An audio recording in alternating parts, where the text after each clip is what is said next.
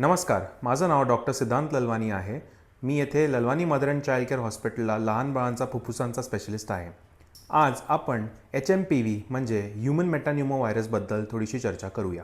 HMPV म्हणजे human मेटान्युमो virus एक प्रकारचा व्हायरस आहे जो आपल्या नाक, फुफ्फुस आणि घशांना थोडाफार त्रास देऊ शकतो. HMPV या व्हायरसमध्ये लहान बाळाला सामान्य आणि साधा सर्दी, खोकला, ताप नॉर्मली होतो आणि क्वचित बाळांना, एस्पेशली हाय रिस्क बाळांना, जे बाळ 6 महिन्याच्या खाली आहेत किंवा ज्या बाळांना हृदयाचा त्रास आहे किंवा ज्या बाळांना कॅन्सरचा त्रास आहे, हे बाळ हाय रिस्क होतात, ज्यांना न्यूमोनिया होऊ शकतो. 90 ते 95% बाळांना साधा सामान्य सर्दी, खोकला, ताप होतो आणि थोडाफार त्रास होऊ शकतो. देखील त्यांना ॲडमिट करण्याची गरज पडत नाही.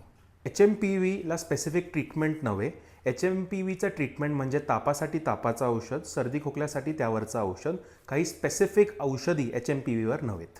आपण काळजी एवढी करावी की आपण आपल्या बाळाला भरपूर पाणी द्यावे, त्याला जेवण आणि अन्न द्यावे, त्याचं सूचं प्रमाण नापावे, जे बरोबर असलं पाहिजे. आता आपण शिकूयात की HMPVचा आजार आपण कसा टाळावेत. आपण आपल्या बाळाचे आणि आपल्या स्वतःचे दररोज नियमितप्रमाणे हात धुवावेत साबणाने.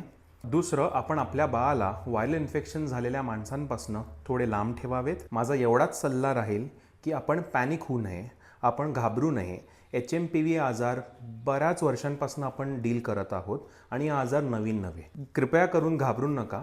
जर आपल्याला वाटले की आपल्या बाळाला HMPV असण्याची शक्यता आहे किंवा व्हायरल इन्फेक्शन असण्याची शक्यता आहे, please Lalwani mother and child care हॉस्पिटलला व्हिजिट द्या.